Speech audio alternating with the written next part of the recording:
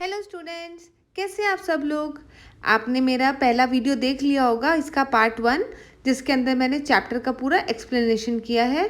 और आज हम बाकी के चैप्टर का एक्सप्लेनेशन करेंगे और उसके क्वेश्चन आंसर सॉल्व करेंगे। ये हमने बनाया है क्लास 7th की साइंस का वीडियो, न्यू बुक जो है उनकी क्यूरियोसिटी का, chapter number 4, the world of metals and non metals. पूरा आपके लिए एक्सप्लेन किया है हिंदी में। और क्लास 7 के बच्चे आप ध्यान से सुनो, आपके लिए मैंने जो सोशल साइंस है, साइंस और हिंदी के वीडियोस तीनों डाले हुए हैं। प्लेलिस्ट में जाकर आप चेक करो और वहाँ से खूब इसका फ़ायदा उठाओ। ठीक है, चलो अब हम शुरू करते हैं अपना ये वाला वीडियो। अब हम पढ़ेंगे effect of air and water on other metals. Metals के ऊपर एयर और वाटर का क्या इफेक्ट होता है। So the teacher may demonstrate this activity. Teacher आपके लिए एक्टिविटी कर सकती हैं। It is advisable for students to wear protective eye glass and keep the safe distance. देखो, आप जब भी कोई एक्सपेरिमेंट करते हो ना, तो आपको प्रॉपर लैब कोट पहनना है, आई ग्लास लगाने हैं और किसी एडल्ट के सुपरविजन में ही आपको एक्सपेरिमेंट्स करने हैं। अब आपको क्या लेना है, एक मैग्नीशियम रिबन लो, अबाउट 3 to 4 सेंटीमीटर्स। इतना लंबा आपको एक मैग्नीशियम रिबन लेना है। उसको क्लीन कर लो by sandpaper. Now hold it with a pair of tongs. Ignite the other end using spirit lamp or a candle. उसको आपको जलाना है। एक हाथ से आप एक तरफ से उसको टोंग से पकड़ लो और दूसरी तरफ से उसको जला लो। Let the magnesium ribbon burn. उसको अब जलने दो पूरा। अब what do you observe? आपने क्या ऑब्जर्व किया? You must have observed that magnesium ribbon burns with a dazzling white flame and changes into white powder. So जो रिबन है वो एकदम से बहुत ब्राइटली एकदम से वो जलेगा वाइट फ्लेम के साथ। ठीक है, और बाद में वो वाइट पाउडर बन जाएगा। अब कलेक्ट कर लो उस पाउडर को एक ग्लास के ऊपर। This powder is magnesium oxide. तो इसका नाम क्या है? Magnesium oxide. It is formed due to the reaction between magnesium and oxygen present in the air. So जो मैग्नीशियम जब जला उसने ऑक्सीजन के साथ रिएक्ट किया एयर में और वो मैग्नीशियम ऑक्साइड उसने बना दिया, जिसका पाउडर इकट्ठा करके हमने एक ग्लास में लगाया। Now add few drop of warm water to this white powder, stir it well and check its nature. अब इसके अंदर थोड़ा पानी मिला के एक सॉल्यूशन सा बना लो और अब हमें इसकी नेचर चेक करनी है कि कैसा है। सो आपने देखा था ना, हमने लिटमस पेपर से पहले एसिडिक और बेसिक नेचर चेक किए थे। अब हम इसका भी चेक करेंगे कि एसिडिक है या फिर बेसिक है। Recall the chapter exploring substances acidic, basic and neutral. Find out whether the solution of magnesium oxide is acidic और बेसिक और न्यूट्रल इन नेचर। ठीक है, आप कोई भी इंडिकेटर यूज कर सकते हैं। So what effect does this solution have on blue and red litmus paper. अब आपको देखना है कि आपने लिटमस पेपर उसमें डाला तो क्या होता है। You would have observed that it changes the color of red litmus paper to blue. अब red litmus paper blue में हो रहा है, इसका मतलब क्या है? ये basic in nature है। Generally, oxide of metal जो हैं वो basic in nature होते हैं। ठीक है, so we will discuss this burning of magnesium ribbon further in chapter changes around us, physical and chemical. तो लिटमस पेपर का तो मैंने बहुत अच्छे से एक्सप्लेन किया चैप्टर में, जाके आप दोबारा से एक बार देख सकते हैं अगर भूल गए हैं तो। ठीक है, चलो, तो इतना समझ में आ गया आपको। जो मेटल ऑक्साइड्स होते हैं वो बेसिक इन नेचर होते हैं। Do you know that sodium is a metal which is stored in kerosene because it reacts vigorously with oxygen and water. So sodium जो होता है वो एक मेटल होता है जिसको हम केरोसिन में स्टोर करके रखते हैं, क्योंकि अगर उसने कॉन्टैक्ट कर लिया ऑक्सीजन के साथ एंड वाटर के साथ तो वो बहुत बुरी तरीके से रिएक्ट करता है। Lot of heat is generated in this reaction. Store वो उसमें एकदम से वो आग पकड़ लेता है। तो ये इतना ख़राब रिएक्शन करता है कि कभी कभी एक्सप्लोजन होने के भी चांसेस रहते हैं। इसलिए उसे हम केरोसिन ऑयल के अंदर रखते हैं। तो उससे केरोसिन ऑयल में रख कर क्या होता है, वो एक प्रोटेक्टिव लेयर बना देता है उसके ऊपर, है ना, जिससे उसका एयर एंड मॉइस्चर से कॉन्टैक्ट नहीं होता। इसलिए kerosene act as a protective non reactive layer. और विदाउट केरोसिन सोडियम जो होता है वो ऑक्सीडाइज हो सकता है, कोरोड हो सकता है और रिएक्ट एक्सप्लोजिवली विद वाटर। अगर वो वाटर और एयर के कनेक्शन में आ गया तो एक्सप्लोजन भी हो सकता है। अब हम नेक्स्ट पढ़ेंगे substances that behave differently from metals in air and water. तो अब कुछ सब्सटेंसेस हैं जो कि अलग तरह से बिहेव करते हैं। ठीक है, सो द टीचर में demonstrates this activity this activity must be perform in a fume hood और वेल वेंटिलेटेड एरिया। अच्छे से खिड़की वगैरह होनी चाहिए। Burning sulphur produce gases which can be harmful if inhaled. तो अभी हम सल्फर के साथ एक्सपेरिमेंट कर रहे हैं, तो उसमें गैसेस निकल सकती हैं जो कि अगर आप इनहेल करेंगे तो आपके लिए अच्छी नहीं है। अच्छा, आपको पता है बेटा ये डीफ्लैग्रेटिंग स्पून क्या होता है? ये एक स्पेशल स्पून होता है जिसमें हम एक्सपेरिमेंट्स करते हैं। Take a small amount of powdered sulphur in a deflagrating spoon. इसमें लिया तो ये स्पून का देखो आप हैंडल कितना लंबा है जिससे कि आपको हाथ में गर्म नहीं लगे। ठीक है, सो इट इंश्योर सेफ्टी कि आपके हाथों में वो जब भी आप उसको किसी भी कैंडल या उस पर फ्लेम पे जलाएं तो आपके हाथ नहीं जलने चाहिए। अगर आपके पास ऐसा स्पून नहीं है तो आप किसी भी कोई मेटेलिक कैप ले लो, किसी भी बॉटल की मेटल की कैप ले लो और उसके अराउंड एक मेटेलिक वायर रैप कर लो। ठीक है, और उसको थोड़ा सा लंबा बना दो जिससे कि आपका हाथ तक हीट ना आए। ओके, तो इस स्पून ने हमने क्या किया, थोड़ा सा आपको पाउडर्ड सल्फर लेना है इस स्पून के अंदर। अब आपको क्या करना है, उसको हीट करना है फ्लेम पे as soon as the sulphur start burning. Introduce a deflagrating spoon on to a gas jar और a glass tumbler. Cover the gas jar or a glass tumbler with a lid to ensure that the gas produced does not escape. तो जैसे ही आपका वो sulphur गर्म होने लगेगा ना, उसमें से जैसे ही गैस निकलने लगेगी तुरंत आपको उसको एक ग्लास के टम्बलर लो या फिर कोई भी ग्लास का वो ले लो, उसके अंदर डाल दो और उसके ऊपर लिड लगा दो जिससे कि बाहर कुछ भी गैस नहीं जानी चाहिए। अब रिमूव करो लिड को 3 से 4 मिनट के बाद। 3 से 4 मिनट तक उसको बंद रहने दो और फिर उस स्पून को बाहर निकाल लो। अब उसके अंदर आप थोड़ा सा पानी डालो उसी जो जार के अंदर and quickly place the lid back and shake it so that the gas dissolve. तो उसके अंदर ऑलरेडी बहुत सारी गैस भर गई होगी अब तक, है ना। अब उसके अंदर थोड़ा सा पानी डाल दो और स्पून को बाहर निकाल दो, टम्बलर को टाइटली बंद कर दो और उसको ज़ोर से शेक करो जिससे कि आपकी गैस डिसॉल्व हो जाए।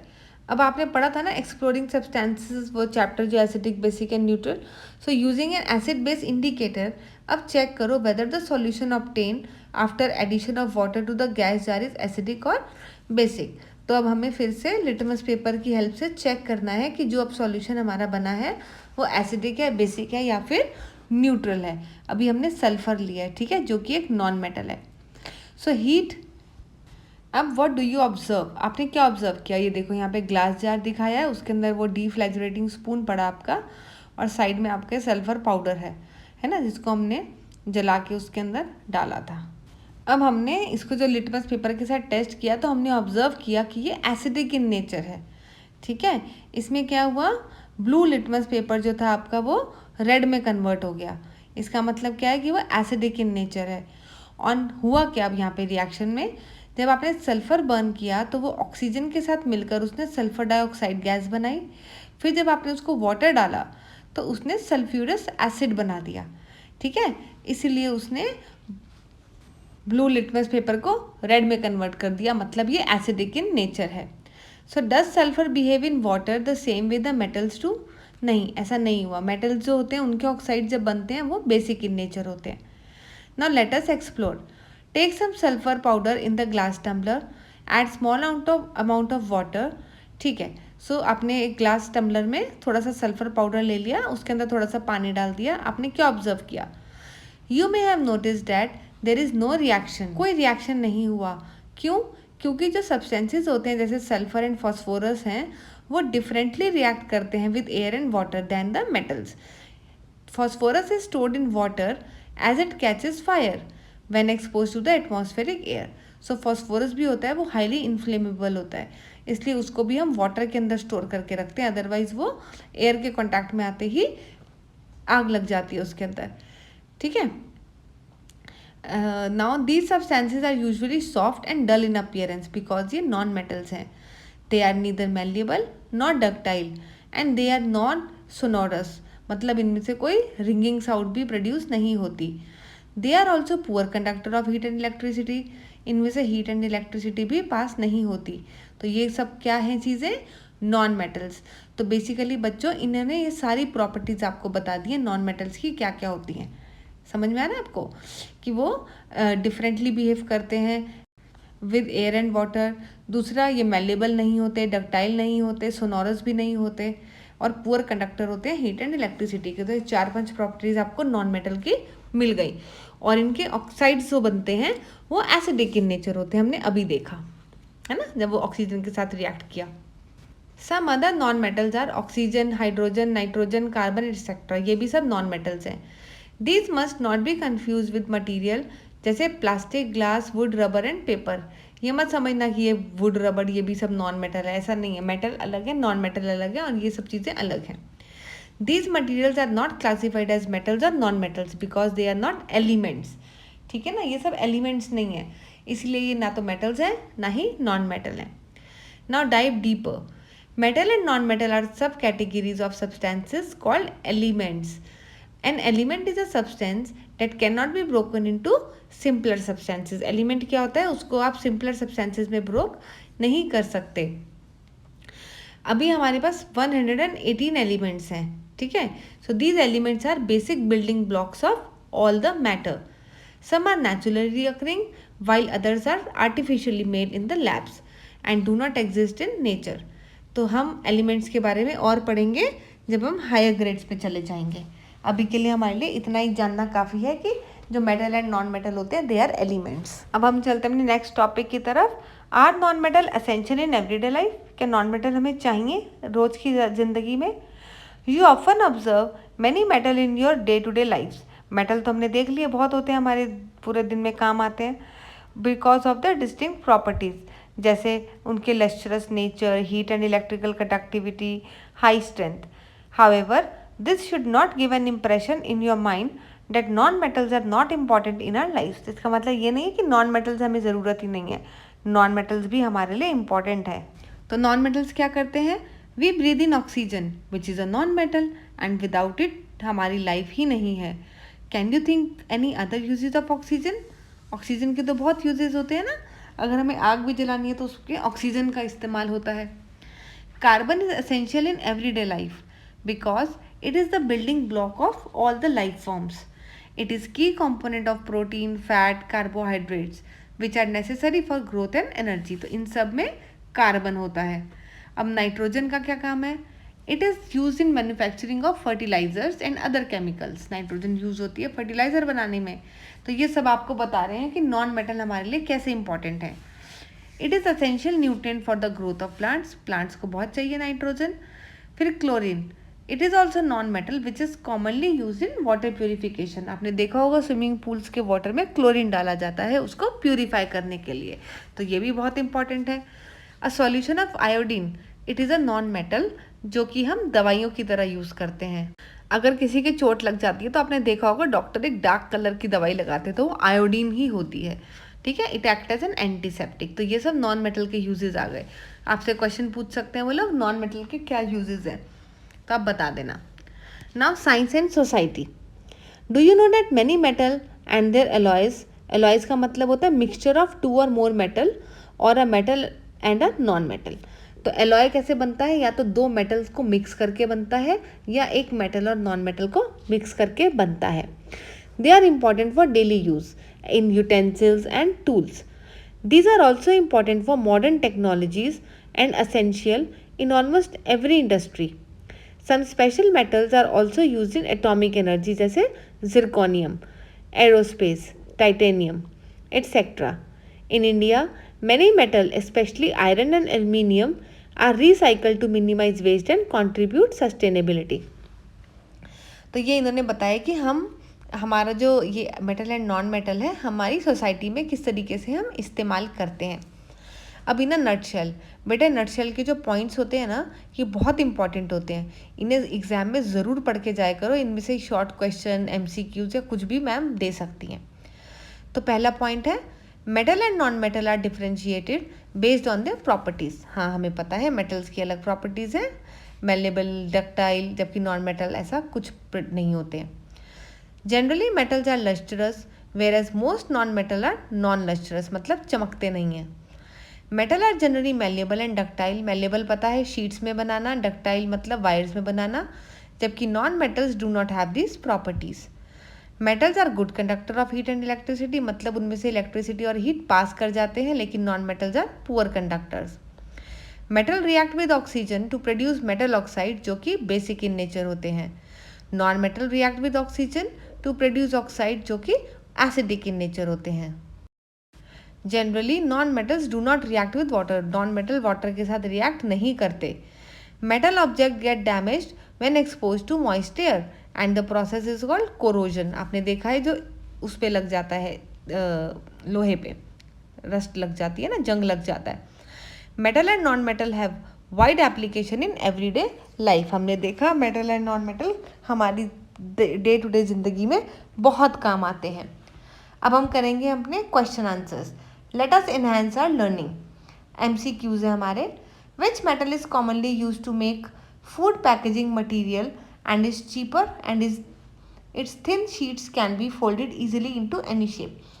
सबके घर में यूज़ होती है एल्यूमिनियम फॉयल। आपने देखा भी होगा, आपकी मम्मी सिल्वर कलर की फॉयल के अंदर आपको खाना पैक करके देती है, या फिर जब भी आप बाहर से खाना मंगाते हैं तो वो एल्यूमिनियम फॉयल के अंदर ही पैक करके देते हैं। Second, which of the following metal catches fire when it comes in contact with water. Water के कॉन्टैक्ट में आके जो है सोडियम जो है वो फायर कैच कर लेता है, कभी कभी एक्सप्लोड भी कर जाता है, इसलिए हम सोडियम को कहाँ रखते हैं, केरोसिन ऑयल के अंदर। तो इसको एक्सप्लेन किया है फर्स्ट आंसर को। एल्यूमिनियम क्यों है, because it is cheaper and its thin sheets can be easily folded. Cheap भी होता है, सस्ता होता है, और उसको हम आराम से फोल्ड कर सकते हैं उसकी शीट्स को। और दूसरा हमने सोडियम जो है, metal that catches fire with water is sodium. Sodium highly reactive होता है and it catches fire on contact with water. Water के साथ कॉन्टैक्ट होने पर ही एकदम से वो आग पकड़ लेता है।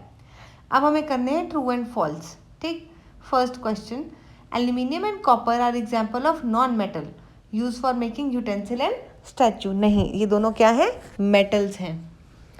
Second, metal form oxides when combined with oxygen, yes, and solution of which turns blue litmus paper to red। नहीं, ये यहाँ पे false हो गया। क्यों? क्योंकि blue litmus paper को red नहीं, red litmus paper को वो blue करते हैं, because ये are basic in nature। तीसरा question, oxygen is a non-metal essential for respiration। yes, true। Fourth, copper vessel are used for boiling water because they are good conductor of electricity. अब देखो यहाँ पे कितना trick किया इन्होंने, वो कह रहे हैं they are good conductor of electricity, इसीलिए हम पानी बॉयल कर रहे हैं। नहीं, they are good conductor of heat, इसीलिए हम उसमें पानी बॉयल कर रहे हैं। तो ये स्टेटमेंट भी आपका फॉल्स हो गया। अब हम करेंगे next question, why are only few metals suitable for making jewellery. सिर्फ कुछ ही मेटल्स क्यों ज्वेलरी बनाने के लिए सुटेबल होते हैं। तो इसका आंसर है only few metals are suitable for jewellery because they are lustrous, non reactive, malleable and do not corrode easily. जैसे गोल्ड, सिल्वर और प्लैटिनम, ये जल्दी से रिएक्ट नहीं करते हैं पानी और इन सब चीज़ों के साथ, इसलिए कोरोड भी नहीं होते, ख़राब नहीं होते। आपने देखा ना, गोल्ड के हम कितने भी साल पहन लें उसकी चमक वैसी ही रहती है। Next question, match the uses of metal and non metal given in column 1 with the jumbled names of the metals and the non-metals given in column 2। तो यहाँ पे हमें कुछ यूजेस दिए हैं और दूसरी तरफ हमको मेटल एंड नॉन मेटल के नाम दिए हैं, लेकिन जम्बल्ड में। हमको पहले तो उसका नाम डिकोड करना है, फिर हमें बताना है कि वो किसके साथ जाएगा। तो फर्स्ट है, it is used in electrical wiring. तो इलेक्ट्रिकल वायरिंग में कौन सा यूज़ होता है हमारा, कॉपर। ये देखो लिखा है कॉपर, और वो मेटल है। सेकेंड है मोस्ट मेलेबल एंड डक्टाइल, तो वो गोल्ड है, वो मोस्ट मेलेबल एंड डक्टाइल है, इसी की वजह से हम इससे ज्वेलरी बनाते हैं। Living organism can not survive with it and that is oxygen, सबको मालूम है। Plants grow healthy with fertilisers, तो कौन सा क्या होता है उसके अंदर, नाइट्रोजन। नाइट्रोजन बहुत असेंशियल होता है सॉइल के लिए, प्लांट्स की ग्रोथ के लिए, तो ये नॉन मेटल है। ना fifth is use in water purification, तो क्या है, क्लोरीन, जिसको हम स्विमिंग पूल के वाटर में भी डालते हैं, तो this is also non metal. अब आया हमारा next question, what happens when oxygen react with magnesium and sulphur, what are the main difference in nature of the products form. तो जब ऑक्सीजन मैग्नीशियम के साथ रिएक्ट करती है तो एकदम से आपने देखा था जब आप उसे जलाते थे तो एकदम से वो ब्राइट वाइट लाइट के साथ वो करती थी, है ना, तो वो बनाएगी मैग्नीशियम ऑक्साइड, जो कि एक वाइट कलर का पाउडर होगा, और ये क्योंकि मेटल है हमारा मैग्नीशियम, तो ये टर्न कर देगा आपका red litmus paper two blue, क्योंकि ये इसका ऑक्साइड बेसिक इन नेचर है। जबकि जो सल्फर के साथ जब रिएक्ट किया तो उसने एसिडिक गैस निकाली और वो कर देगा आपका blue litmus paper two red, क्योंकि जो नॉन मेटल के ऑक्साइड होते हैं वो एसिडिक इन नेचर होते हैं। तो मेन डिफरेंस क्या हुआ, मेटल ऑक्साइड्स आर बेसिक जबकि non metal oxides are acidic in nature. ये भी याद रखना, इंपॉर्टेंट पॉइंट है, क्वेश्चन इसमें से ज़रूर आता है। नेक्स्ट क्वेश्चन है complete the following flow chart. इसमें हमें फ्लो चार्ट दिया है, तो जो मैंने ये येलो कलर से लिखा है ये हमने इसमें फिल किया। तो आप पढ़ते हैं क्या। जब कोई मेटल एयर और हीट के साथ रिएक्ट करता है तो क्या बनता है, ऐश, पाउडर सा बन जाता है। फिर जब उस ऐश को हम वाटर के साथ मिक्स करते हैं तो क्या बनता है, मेटल ऑक्साइड। मेटल कोई भी ले सकते हैं हम, ठीक है। तो मेटल ऑक्साइड बना। अब हम इसको ब्लू या रेड लिटमस के साथ इनको टेस्ट करेंगे। तो जब change in blue litmus solution, अगर चेंज हो रहा है ब्लू लिटमस सॉल्यूशन, तो वो बोल रहे हैं कि ये जो मेटल ऑक्साइड है, मेटल ऑक्साइड क्या होते हैं, बेसिक इन नेचर होते हैं। तो वो क्या करेंगे, आपके रेड लिटमस को ब्लू में कन्वर्ट कर देंगे, है ना।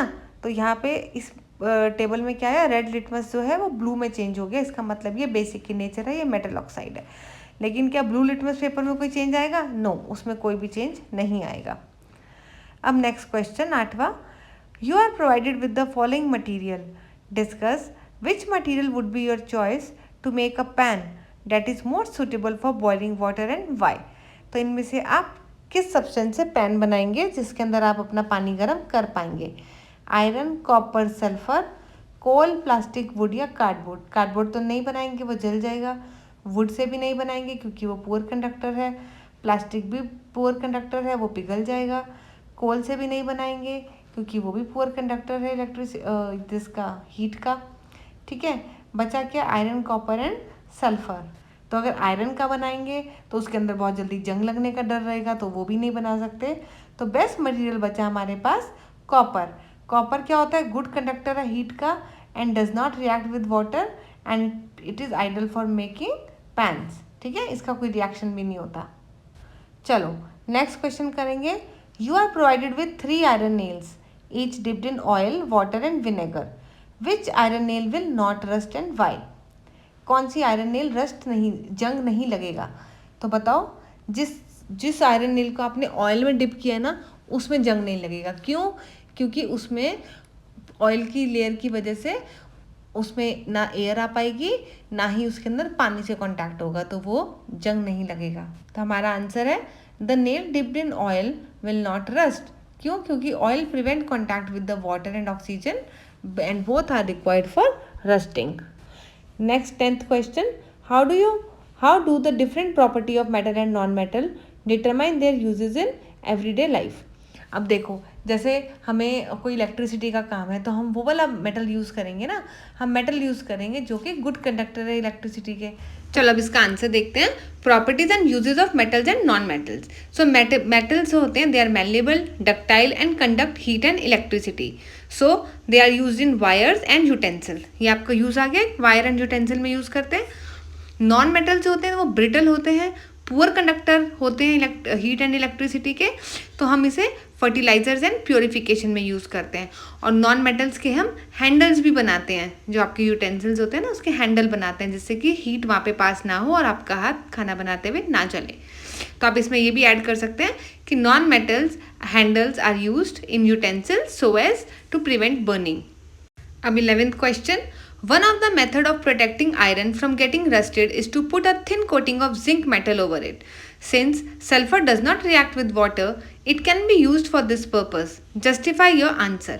So वो कह रहे हैं कि हम आयरन को रस्ट से प्रिवेंट करने के लिए जिंक की कोटिंग करते हैं, जिसे गैल्वेनाइजेशन कहते हैं। लेकिन वो कह रहे हैं कि हम सल्फर को भी यूज़ कर सकते हैं। तो देखते हैं सल्फर एंड जिंक की कोटिंग में क्या फ़र्क है। Sulphur can not be used. क्यों नहीं यूज़ कर सकते? दो it does not react with water, it is brittle and non metallic. तो वो रिएक्ट तो नहीं करता है पानी के साथ, लेकिन वो ब्रिटल है, और दूसरी चीज़ वो नॉन मेटेलिक है। जिंक क्या करता है ऑन द अदर हैंड, वो एक प्रोटेक्टिव लेयर बनाता है एंड वो रेजिस्ट करता है कोरोजन इफेक्टिवली। तो इसमें आप फर्दर ऐड कर सकते हैं, जो सल्फर है वो ऑक्सीडाइज करता है and react with the iron, वो आयरन के साथ ही ऑक्सीडाइज करके रिएक्शन देता है और बनाता क्या है, sulphur dioxide, which can further react with the water to form sulphuric acid, जो बाद में पानी के साथ रिएक्ट करके सल्फ्यूरिक एसिड बनाता है और उसकी वजह से कोरोजन और हो सकता है। इसलिए हम सल्फर की कोटिंग नहीं करेंगे, हम जिंक की ही करेंगे। Now 12th question, an iron smith heats iron before making tools, why is heating necessary in this process. आपने देखा होगा आयरन स्मिथ जब भी कोई लोहे के बर्तन या कुछ बनाता है, एक्स वगैरह, उसको आयरन ब्लॉक को हीट करना पड़ता है फर्नेस में। क्यों हीट करना पड़ता है? जब तक आयरन इतना हार्ड है कि आप उसे किसी भी शेप में नहीं बना सकते। जब वो सॉफ्ट होगा, बर्न करोगे आप उसको, हीट करोगे, फिर वो सॉफ्ट होगा, तब आप उसको किसी भी शेप में ढाल सकते हो, किसी भी शेप का बना सकते हो। इसलिए हीटिंग इम्पॉर्टेंट होती है। तो इसका आंसर है heating softens the iron making it easier to hammer and shape into tools. तो हम उसको इजीली हैमरिंग कर सकते हैं, हैमर से उसके ऊपर मार सकते हैं, जिससे कि हमको शीट्स बनानी है तो शीट्स बनाओ, वायर बनाओ, या जो करना है करो, उसका एक्स बनाओ, कुल्हाड़ी बनाओ, तो डिफरेंट टाइप के शेप्स में वो ढल जाएगा। अब आए आपके एक्सप्लोरेटरी प्रोजेक्ट्स। ये वैसे आप ही के लिए होते हैं, मैं फिर भी आपको एक आउटलाइन दे देती हूँ जिससे आपको प्रॉब्लम ना आए। Dhokra, Bidri ware, Pembarthi and Kamrupi are some of the India famous metal art styles. तो ये अलग अलग मेटल आर्ट स्टाइल्स हैं। Find out the states where these art works are made, also make a collage of their photographs. तो आपको बतानी है ये जितने भी आर्ट स्टाइल्स हैं ये कहाँ पर मिलते हैं। ये मेटल के आर्ट्स हैं, मेटल से बनते हैं, तो ये किन स्टेट्स में फेमस हैं। तो हम अभी ये फर्स्ट वाला आपका एक्सप्लोरेटरी प्रोजेक्ट बता रही हूँ मैं आपको। जो ढोकरा है वो कहाँ पे फेमस है? Chhattisgarh, west Bengal, Odisha and Jharkhand. जो बिदरी वेयर है वो है कर्नाटका, बिदर में, वहीं से नाम उसका जनरेट हुआ है बिदरी वेयर। जो पिम भारती आर्ट है वो तेलंगाना में होती है, ठीक है। और जो कमरूपी आर्ट है वो असम में होती है, कमरूप डिस्ट्रिक्ट में। तो ये उसी से उसका नाम जनरेट किया है। Second project, on a map of India mark the states where iron, gold, aluminium and other metals are found. तो मैंने आपके लिए स्टेट्स तो बता दिए हैं, अब मैप ऑफ इंडिया में जाके आप स्टेट्स आराम से ढूंढ सकते हैं, लेकिन जहाँ जहाँ पर ये आपको मिलते हैं आयरन, गोल्ड, एल्यूमिनियम और अदर मेटल्स, उसके नाम मैंने आपको बता दिए हैं, तो मार्क करना बहुत आसान रहेगा। तो states and metals found, iron कहाँ मिलता है आपको ज़्यादातर? झारखंड, छत्तीसगढ़, उड़ीसा एंड कर्नाटका, ये प्लेसेस पे आयरन मिलता है। गोल्ड कहाँ मिलता है? कर्नाटका में, कोलर गोल्ड फील्ड्स में एंड आंध्र प्रदेश। तो आप आराम से इसमें मैप में ढूंढ सकते हैं, नॉट डिफिकल्ट। एल्यूमिनियम जिसे बॉक्साइट भी कहते हैं वो मिलता है आपको उड़ीसा, गुजरात, महाराष्ट्र एंड मध्य प्रदेश। कॉपर कहाँ मिलता है? Rajasthan, Madhya Pradesh and Jharkhand. And zinc कहाँ मिलता है आपको? राजस्थान में। Now next project, explore the metal and non metal found in smartphones and found out how they help the phone work properly. So common metals in smartphones में भी मेटल्स होते हैं। कौन सा मेटल यूज़ करते हैं? कॉपर, वायरिंग एंड सर्किट्स के लिए कॉपर यूज़ करते हैं। Gold used in connector and circuit boards. Aluminium body casing में। लिथियम यूज़ होता है बैटरीज में। टिन एंड सोल्डर यूज़ होता है फॉर जॉइनिंग कॉम्पोनेंट्स। गुड ना, आपको पता नहीं होगा अभी तक तो। और नॉन मेटल कौन से यूज़ करते हैं? सिलिकन यूज़ होता है आपका चिप्स एंड प्रोसेसर्स में। प्लास्टिक यूज़ होता है आपका आउटर कास्टिंग या इंसुलेशन में। And how they help? They conduct electricity, they store energy, they provide light weight and durable body. तभी आपके स्मार्टफोन्स इतना सब है इसके अंदर, फिर भी लाइट वेट है। And enable data processing. तो ये सब चीज़ें आपके स्मार्टफोन के अंदर हैं।